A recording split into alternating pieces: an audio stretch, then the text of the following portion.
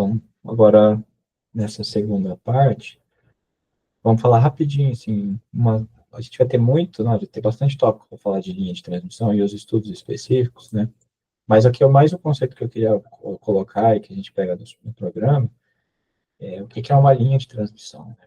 Então, quando a gente fala em modelo de linha, por exemplo, parâmetros distribuídos, enfim, o que a gente tem é na linha de transmissão, diferente de um circuito concentrado, quando a gente dá um sinal aqui, nesse terminal, num instante t igual a zero, nesse mesmo instante t igual a zero, eu não tenho nada aqui. Mas eu sei que a linha ela tem um comprimento, tem uma velocidade de propagação associada, e aí ela tem um tempo de propagação. Então, o tempo que ela demora para um sinal sair daqui para chegar até aqui, que basicamente é lá do ensino médio, delta S sobre delta T. Então, o tempo para ela chegar lá no final da linha é o tal, é o tempo de trânsito, o tempo de propagação. Então, esse sinal ele vai chegar aqui em T igual a tal. Se eu pego um circuito pi, por exemplo, que é uma maneira de eu modelar uma linha de transmissão, né, em regime permanente, isso não acontece, né? Se eu dou aquele mesmo sinal aqui em t igual a zero, em t igual a zero eu tenho alguma coisa aqui. Não é necessariamente esse sinal, mas alguma coisa eu tenho aqui, né? E quando a gente está falando de linha de transmissão, é basicamente em energização e tal, é ver a propagação dessa onda, que ela vai, sai daqui, ela sai desse ponto, chega naquele ponto, reflete, transmite, e tudo mais, aquelas coisas que a gente estuda em eletromag na faculdade, basicamente, né? E para modelar esse tipo de coisa num programa de transitório, né? Vamos criar um outro aqui, a gente tem um circuito simples 1, curto-circuito simples 1, abertura simples 1, vamos ter um LT simples 1. A gente tem alguns, sim, a linha de transmissão ela já é um equipamento mais, tem bastante discussão de modelagem, questão de parâmetro, que depende da frequência, talvez a gente vai falar disso no futuro, mas a maneira mais simples da gente representar é daquela maneira, um tempo de propagação, uma velocidade, um comprimento e uma impedância de surto, que é a raiz de L sobre C da linha, basicamente. Tá?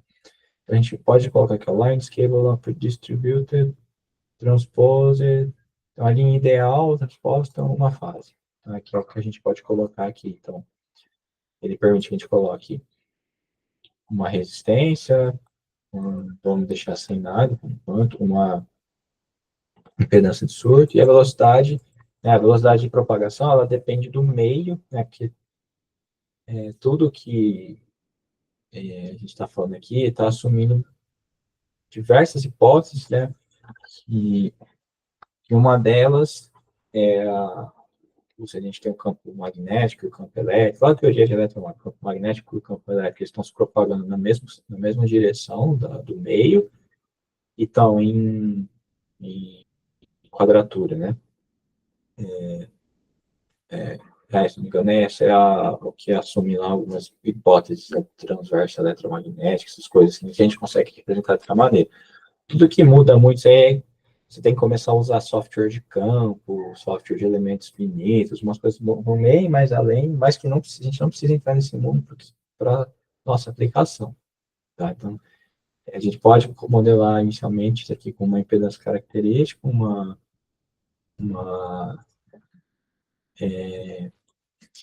velocidade, tá? De maneira simples. E assim, aí depende do meio também, porque a velocidade ela é 1 sobre raiz de, né, a velocidade a gente também pode, depende do meio, que ela é 1 sobre raiz da permissividade elétrica do meio e da permeabilidade magnética no meio.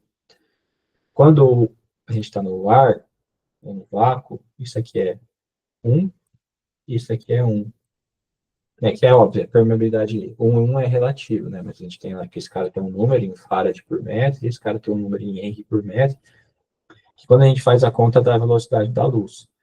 quando a gente está num cabo isolado, com isolação sólida, por exemplo, esse cara aqui, ele é maior do que o 1. Ele está na ordem de 2 a 3. Então, a velocidade dela, ela cai. Então, a velocidade de propagação no meio sólido, no cabo subterrâneo, por exemplo, é sempre menor que a velocidade no ar. Está na ordem de 2 terços. Né? Vai ter tempo para falar disso também.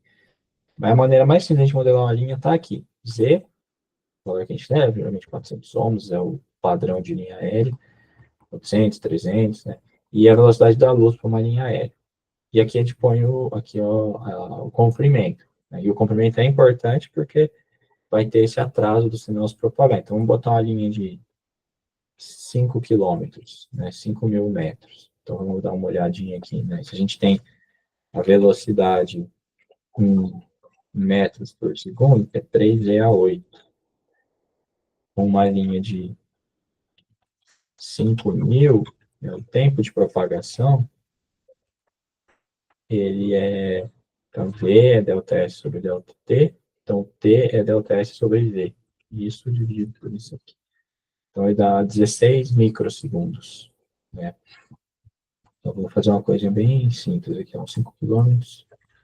Por enquanto, agora a gente vai, vamos tirar tudo, a gente vai dar um degrau mesmo e ver onde o source, aí a gente põe uma fonte aqui, DC type, aí ela vai começar em zero. Vamos colocar 1 volt para começar em zero. Então, no tempo zero, né? Eu vou chamar esse cara aqui de sending 1 aqui, S1.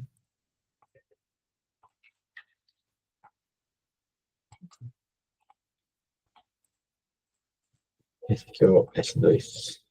Desculpa, R1. Esse aqui, 100 mil. Ah, foi 100 milissegundos mesmo. Então, vamos ver aqui. A gente tem só atenção. Então, em VS1, a gente está impondo em T igual a zero. T igual a zero. Não é bem um degrau esse cara aqui, né? Porque ele tem a questão do passo de integração. Ele tem que esperar um passo de integração para chegar em um aqui. Mas ele fica... pode reduzir o passo também, né? Caso vamos fazer assim. Vamos, está muito grande. Vamos fazer. A gente está falando de um tempo de propagação de 16 microsegundos. A gente está simulando muito tempo. Vamos reduzir menos tempo, simular menos tempo e diminuir o passo, por exemplo. É 8. Né? E esse cara aqui a gente pode colocar 100 micro.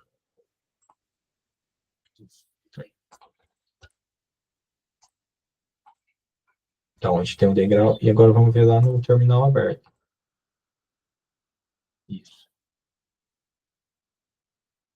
Então, ó. Então, primeiro, vou reduzir aqui primeiro para 20 micro aqui. Então,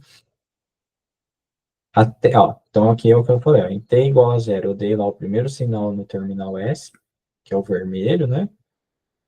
E a gente vai vendo aqui no terminal R, ó, não tem nada. Tô olhando aqui em cima, 1 no vermelho e 0 no verde, né? Que é o R. Só olhar a legenda aqui. Então, não tem nada ó, até eu chegar nos meus 16 e pouco microsegundos lá. Cheguei nos 16 microsegundos, agora eu tenho um sinal. Só que curioso, né? Não é um, é dois o sinal que chegou. Né? E isso explica lá pela questão no eletromagnetismo, você explica lá pelo coeficiente de transmissão. Né? Ele é 2Z, tipo assim, duas vezes a impedância do meio que a onda está indo, dividido por, acho que é a diferença dos dois. Só que como a linha está aberta, né, a gente vê uma impedância infinita, digamos assim. Então, você precisa fazer um limite lá e tal. Você vê que aí o coeficiente de transmissão máximo é 2. Então, ele dobra. Então, a gente vê que a tensão no terminal aberto, é 2. Aí, o que vai acontecer? Aí a onda bateu, ela volta, ela leva mais um tempo aqui. Então, aqui a gente tem 16. Então, a onda, ela, né, que eu tô querendo dizer, ela demorou 16 microsegundos para ir, chega aqui, daí ela leva 16 microsegundos, chega aqui, daí ela leva mais 16 microsegundos para chegar aqui de novo. E aí, então, é o que a gente vê, ó. 16 microsegundos ela chegou, daí mais 16 microsegundos que está por aqui, não aconteceu nada, porque ela acabou de chegar lá na outra ponta. Daí, 16 microsegundos, ela voltou e foi para zero. Né? 16 microsegundos, ela voltou. Daí, 2 tal de novo, ela voltou e voltou, foi para 2. Quando a gente simular mais tempo aqui, acontece um negócio legal. Eu acho que a gente pode usar o E-7, que não tem muito, mas se a gente colocar aí uns 100 microsegundos, vamos ver o que acontece. Né? Acho que eu chutei o balde aí, vamos botar uns 30 micro. Desculpa, 30 mili, né? Nossa, ainda assim, porque 5 quilômetros é... Vou aumentar o tamanho dessa linha aqui, vamos botar 50 quilômetros, só para a gente poder ver o efeito que eu quero mostrar. Aí, pronto, agora melhorou. Até 20 micros, né? O que eu estou querendo mostrar olha só, dá para ver claramente aqui que essa onda, esse degrau que eu dei no começo da linha, lá no terminal aberto, ela tem uma frequência. Ela tem uma frequência própria aqui. Então, a gente consegue ver o seguinte. Então, ela demora lá os 16, né, os 16. Agora mudou o tempo de propagação, porque eu aumentei o comprimento, né? Não é mais 16 micro, deve estar em 160 micro, né? Mas ela chega, fica em 2, espera mais 2 tempos de trânsito, volta para zero, chega, mais 2 tempos de trânsito, volta para 2, mais 2 tempos de trânsito, e por aí vai. Né?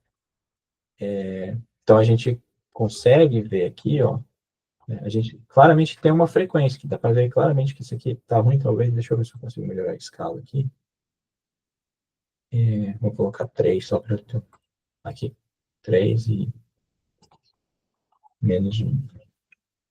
Só para ficar mais fácil. Dá para ver claramente que tem uma frequência bem definida aqui para essa onda que chega lá na onda no terminal aberto, né? A tensão no terminal aberto. A gente pode até calcular isso aqui. Então, de novo, é a distância entre dois picos, que a gente pode estimar aqui em medir, na verdade, né? Se a gente tem um P1 aqui, de novo, a mesma coisa que a gente fez aqui, P1 e P2. Então, a gente tem aqui 1 é a menos 3, 1 milissegundo, né? Então, né? 1 é a menos 3, e esse cara aqui no outro pico aqui. 1,667 e a menos 3. Né? A gente tem uma frequência de 1.500 Hz, mais ou menos. Essa é a frequência que a gente vê no terminal aberto. Né? Agora, é interessante ver o seguinte.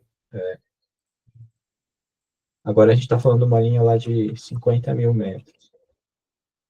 5 mil metros, 50 mil metros. Então, esse é o tempo de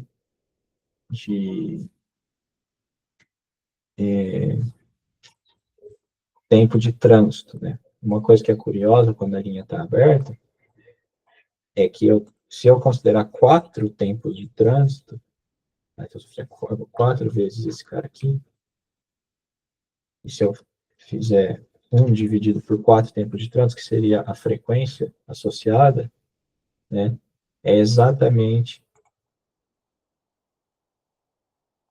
é exatamente esse cara.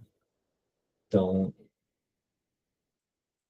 a linha aberta, ela tem uma, ela tem uma frequência característica, digamos assim, de 4 tempos de trânsito. Né? Então, É até um negócio, quando a gente for falar de modelo de linha também, a gente vai ver lá, às vezes eu posso calcular em 60 Hz, às vezes eu posso usar um modelo melhor, que leva em conta a dependência dos parâmetros com a frequência, ou eu posso calcular na frequência de 4 tal. Porque o que isso quer dizer? Né? Vamos fazer um outro exercício aqui. A gente botou um degrau aqui. Vamos botar uma senoide de 60 Hz. Né? Então, esse cara sai, vamos botar uma senoide de single de um mesmo. Né?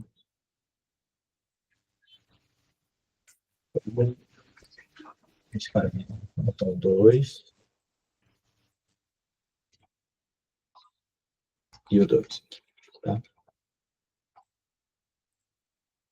Beleza, vamos esquecer esse nome aqui. R, esse é mais legal. R2, opa, S2, que é o sending, e o receiving. Ixi. Ah, não, peraí, eu tenho que botar em zero aqui. Não posso começar com ela aplicada, né? Eu vou aplicar esse degrau em zero, né?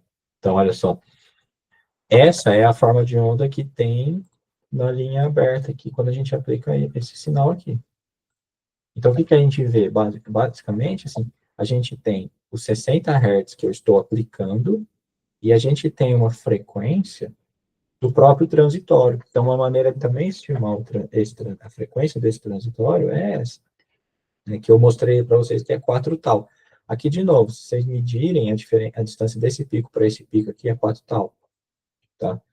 Então, é um jeito também da gente ter uma estimativa de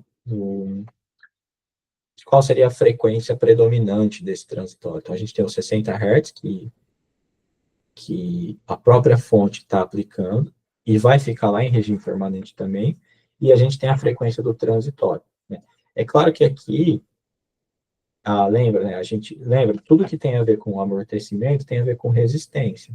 A gente não botou nenhuma resistência nesse circuito, então, da mesma forma lá do curto-circuito, que não amortecia nunca, aqui eu também não estou amortecendo o meu transitório, mas se a gente coloca uma resistênciazinha aqui, sei lá, eu não tenho ideia, 0,1, vamos ver o que acontece, tá? Ixi, ixi, brigou comigo aqui. Deixa eu botar de novo. Acho que 0,1 deve ter dado pau numérico, que ele acha grande isso aqui. Agora rodou. Tá. Só chutei aí, né? Então, vamos lá, S2 e R2. Olha lá, nossa, olha como ele morreu. História. E é isso, as frequências mais rápidas, elas é essa definição de transitório. É que fica um período, um intervalo de tempo ali, que pode ser mais rápido, mais devagar, a depender do circuito, né? Mas aí ele morre. Nesse caso, vou botar mais um zero aqui, só para ficar um pouco mais ilustrativo. Agora como amortece bem menos. Pronto, é o último para mim. Tá? Então, aí ele vai amortecendo, né? Claramente dá para ver que tem como quase tivesse um exponencial, assim, né? E que ele vai matando esse transitório. Mas a gente pode ver que essa frequência, ela não muda, né? Claro que, sim, esse é um circuito muito simples, tal, a coisa na realidade é um pouco mais complexa, pode ter mais de uma frequência, tal, mas a frequência predominante a gente poderia estimar dessa maneira aí. Tá? Só, assim, um último ponto que eu acho legal, quando a gente está mexendo com linha subterrânea, a gente pode modelar uma linha subterrânea parecida aqui, né? Mas como que ela é? Então, o que costuma mudar muito, o Z dela costuma ser bem menor, aí abaixo de 100 ohms, a gente costuma colocar 60 ohms, 50, é bem complicado que a gente vai poder discutir, geralmente com 60 ohms, e a velocidade ela é 2/3 da velocidade da luz.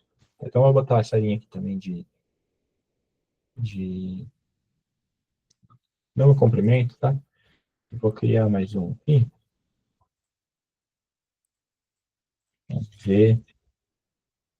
VX2 aqui, só para a gente ver e dar uma olhada na diferença. uma coisa legal que dá para concluir é assim. Então vamos botar aqui o S2, R2 e X2. Ó, que coisa doida que ficou. S2, R2 e X2, né? Ah, acho que com o degrau vai ser mais fácil, tá? Vamos roubar aqui, vamos botar no degrau. Isso aqui, que a senoide complica um pouco. Porque, assim, a propagação da onda, né, que nem a gente viu assim, quando eu tenho uma impedância muito grande, dobra o sinal, e quando eu tenho uma impedância menor, ele atenua. Então, vou botar aqui para S1, R1, X1. É, ainda assim, aqui a gente está monitorando no. Ah, tá. Peraí, deixa eu fazer uma comparação mais justa aqui comigo. Eu quero fazer outra coisa, né? Já estou viajando. Peraí. Os caras aqui.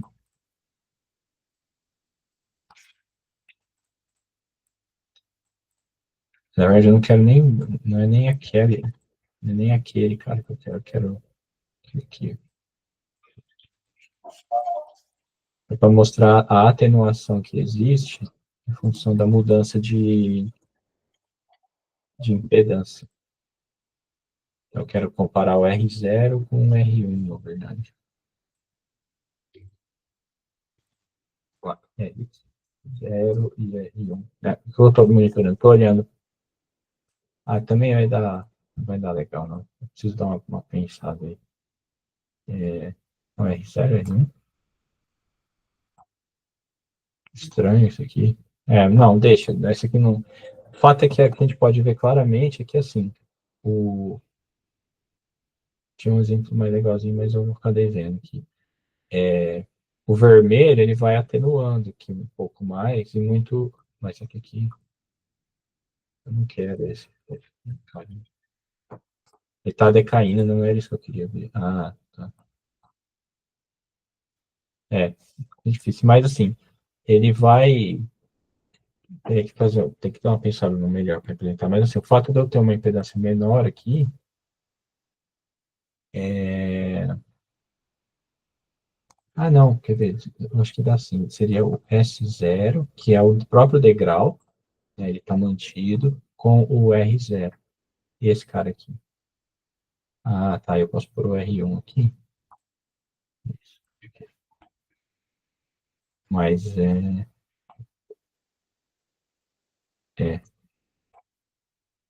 Nossa, muda completamente. Que é o que eu estou querendo mostrar é o seguinte.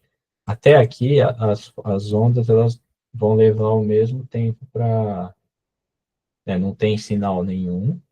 Quando chega aqui, o cara que não tem ninguém, ele dobra, vai para 2. Só que quando eu coloco uma outra impedância aqui menor, né, eu tenho um sinal totalmente diferente. E ele é bem menor do que o original. Então, o que eu estou querendo dizer assim, eu chego com 1 PU aqui, 1 volt aqui, né, aqui, e na verdade passa só 0,26. Então, é como eu passo só 30% do sinal original. Quando eu tenho a linha aberta, ele dobrou, ele foi para 2. E o outro eu passei para 30%. Então, assim, o que eu estou querendo dizer, quando a gente está. Isso acontece muito em linha híbrida. Então, você tem uma linha aérea conectada com uma linha subterrânea. Quando cai uma descarga no trecho aéreo, a depender do comprimento do trecho subterrâneo, se for um trecho longo, a gente não tem muita preocupação com a isolação principal do cabo.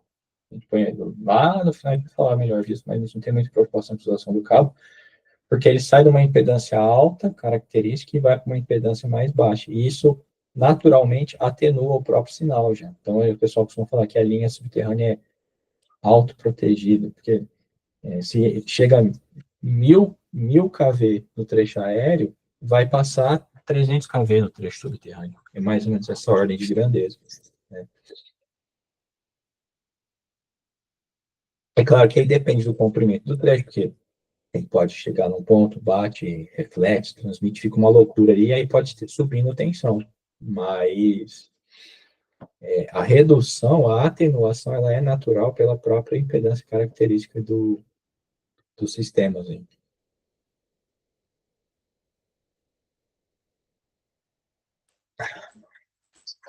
Mas esse aqui, linha de transmissão bem legal. Aqui a ideia é só ter os conceitos simplesinhos aí, mas a parte que eu gosto mais, eu acho bastante interessante, é essa questão da frequência natural. Aí. Isso ajuda também um pouco depois para modelagem e tal. Tá bom? E por fim, então, a última coisa que eu queria mostrar para vocês, assim, nessa introdução aí, é questão de abertura da linha, tá? Então,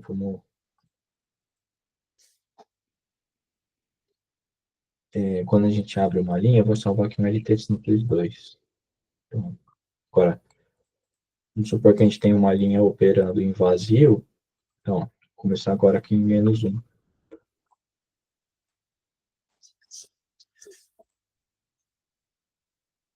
Então, aqui, então, S2 e R2, eles vão estar em fase aqui, é porque ele já começou em regime, então a tensão que eu tenho no começo da linha é curta, 50 quilômetros, praticamente não tem efeito ferrante, né?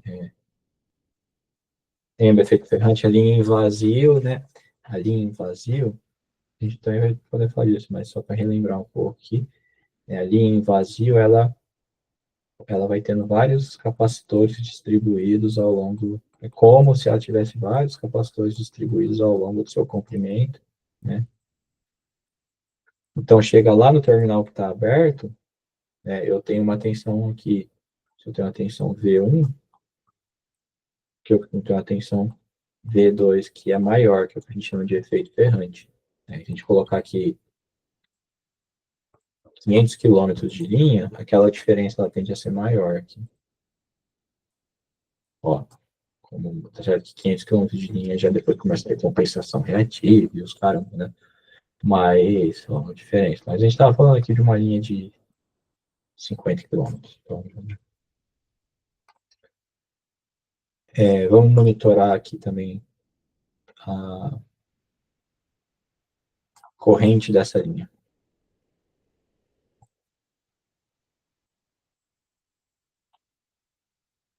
para não deixar enganar vocês, né? Mas a gente tem a tensão no terminal, então, e a corrente.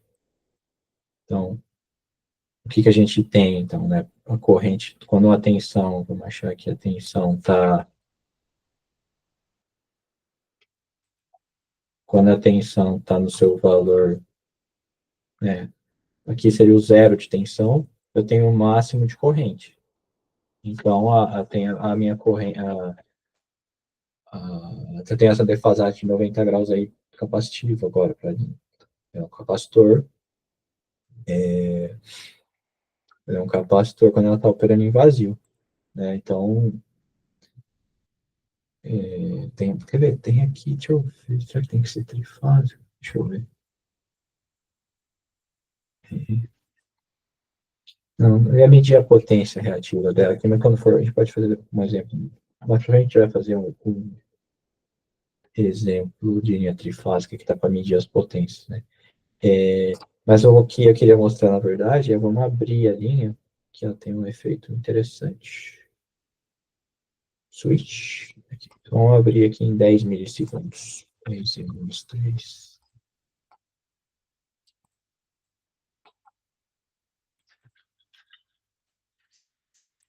Então, é, deixa eu estou.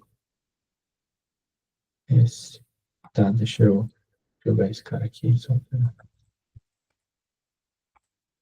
melhor. Então, aqui o S, estou monitorando aqui só para ficar mais fácil. S2, ele está na cara da fonte. Então, de novo, é a tensão da própria fonte, que é fixada aqui, né? Vou colocar a corrente junto. Então, ó, quando eu mandei abrir em 10 milissegundos, então eu mandei abrir aqui, né?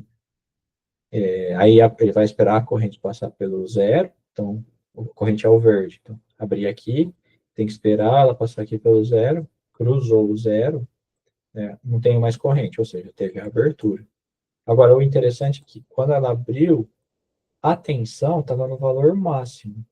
Então, e como a gente está falando assim, agora eu tenho tudo se passando como um capacitor, né?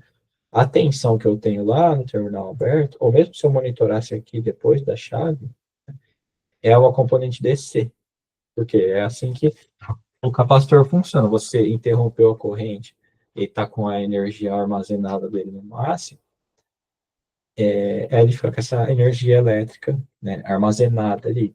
Então, esse campo elétrico fica guardado ali, então, na forma do.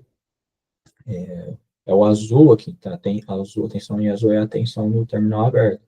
Eu tenho essa componente DC. Né? Se eu botasse só um capacitor aqui, substituindo essa linha, ia dar o mesmo efeito. É a mesma coisa. Então, e o que eu estou falando esse aqui para a gente entender? Então, a gente viu a abertura do circuito LC, viu que ele tem uma oscilação própria lá. A abertura do indutor puro não existe, né? E a abertura do circuito predominantemente capacitivo fica uma componente DC aqui. Quais são as implicações disso, né? Na prática, são várias. Isso aqui ajuda a gente a entender o relicamento tripolar. Então, o que pode acontecer aqui? Se eu tenho um curto-circuito na linha, eu abro essa linha, a fase que não está em falta, as fases que não estão em falta, eles vão manter a carga residual na linha, isso que a gente chama de carga residual. Então, ela mantém a tensão próximo de um PU, a, a linha armazena essa tensão próximo de um PU. Dali a pouco, eu posso mandar o meu disjuntor fechar numa manobra de religamento tripolar, e aí o que acontece, né? O disjuntor ele vai ter uma manobra bastante severa porque é como se eu estivesse energizando a linha em cima de uma carga residual. Então, por exemplo, a gente até pode, vamos mandar essa chave fechar aqui nesse instante de tempo aqui, perto de 40 milissegundos, né? Vamos ver o que acontece aqui. 40 é menos preciso começar com ele fechado. Acho que eu consigo aqui reclose. Posso 40 é a menos 3 aqui, acho que funciona. Então, olha só,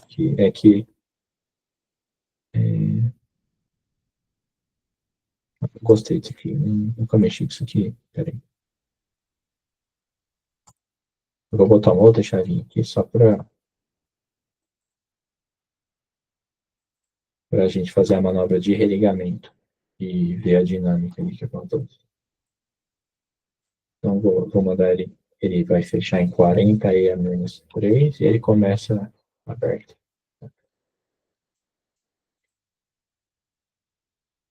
Beleza. Então, aqui,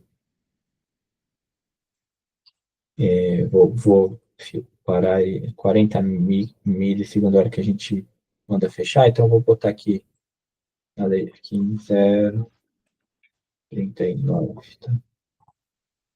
Então, aqui, corrente, eu vou tirar a corrente que ela está atrapalhando. Que saco. Agora melhorou aqui. O que acontece? Então, a gente tem, né, de um lado do disjuntor,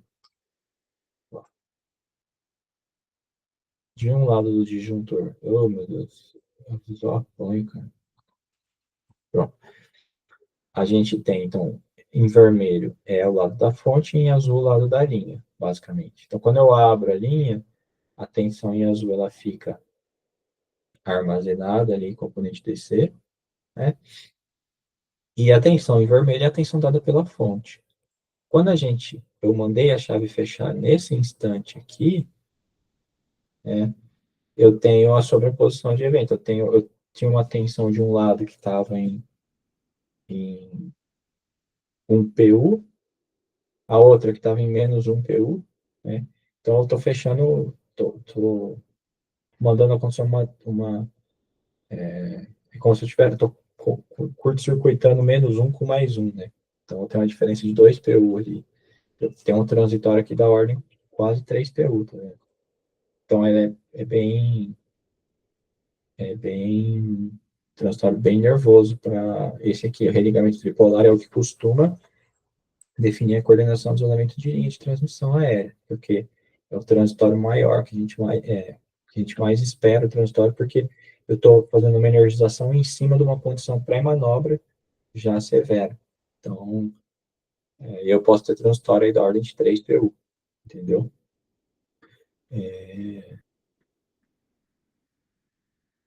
Para onde mais isso é problema? Para o disjuntor também é uma coisa que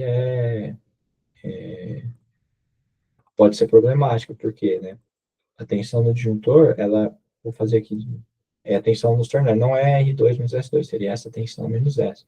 Mas se fizer esse aqui menos esse, te descontando essa parte do, esquecendo um pouco esse religamento aqui que não faz sentido, deixa eu até tirar ele aqui.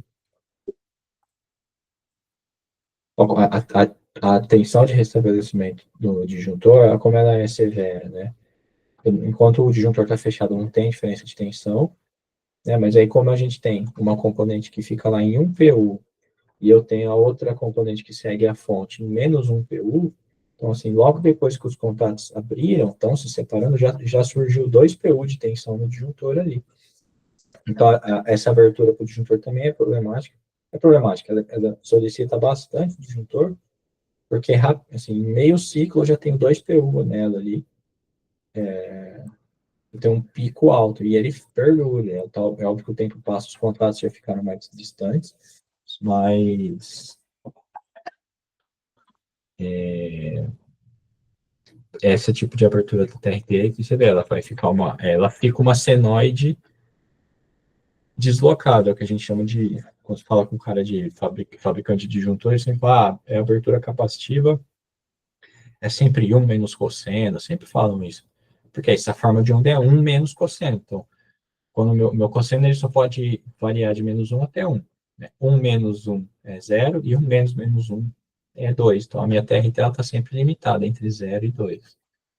Então, o religamento é importante para entender isso aqui, e a TRT também é legal.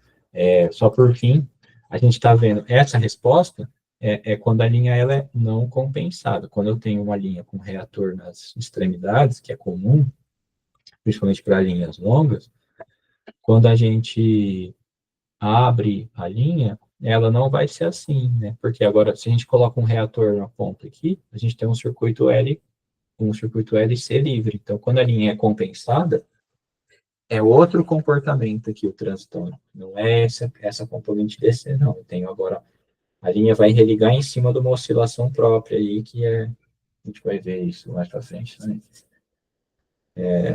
Então, pessoal, assim, o que eu queria abordar hoje era esses conceitos simples, mas que vão servir de base para muita coisa aí mais para frente, e também dar uma familiaridade para o ATP aí, para ir validando, para ir fazendo teste, para ir conseguindo enxergar a familiaridade com a ferramenta, conseguindo ver alguns fenômenos que às vezes a gente consegue ir simulando de maneira simples, assim, para entender depois lá na frente, porque quando a gente começa a ir para modelagem mais complexa, que você tem trifásico, circuito duplo, tá? Às vezes é muito mais difícil a gente conseguir enxergar bem o fenômeno, assim, de maneira mais clara. Então é interessante a gente ter esses circuitinhos simples, elementares, digamos assim, né? Para entender bem o fenômeno e quando chega lá na frente você já tem uma noção melhor.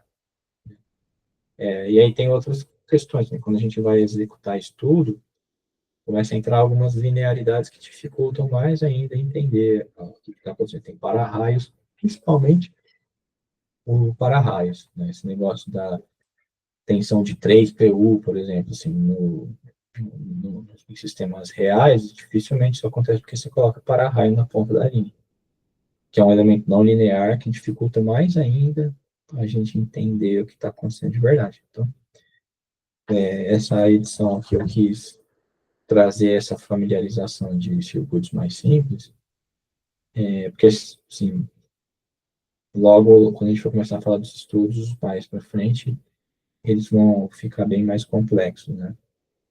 Já tá já vai estar com rede trifásica, elementos mais avançados e tal. Aí a gente não consegue explorar tanto isso. É, ou a gente consegue explorar, mas aí eu já, eu já quis dar uma adiantada aqui para vocês entenderem um pouco melhor a dinâmica do negócio. Beleza, galera? Eu tinha colocado aqui também questões de outros softwares e tal, mas vamos vendo de outras oportunidades a gente colocar isso aí, que para poder mostrar para vocês também, mas acabou tomando mais tempo do que eu gostaria. E o que tinha para passar isso era hoje. Se alguém tiver algum comentário, fique à vontade aí. E é isso.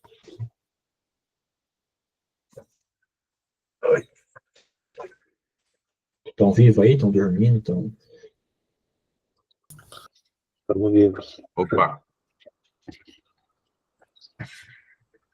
Tudo certo? Tudo fácil? Certo. Agora, recapitular aí, né, para pôr em prática, né, durante a semana. Então, beleza, galera. E se ninguém tiver mais nada, vou encerrar aí. Se não tiver alguma pergunta ou dúvida, encerrar a gravação e quando estiver pronto eu subo lá pro Drive. Tudo obrigado. certo? Valeu. Beleza. Da minha Valeu. parte, Agradeço. Então, tá bom. Eu que agradeço a atenção e nos falamos em breve. Muito obrigado, pessoal. Um bom fim de semana para todo mundo. Valeu, pessoal. Até mais. tchau, pessoal. Valeu, Até a pessoal. próxima. Um abraço. Tchau, pessoal.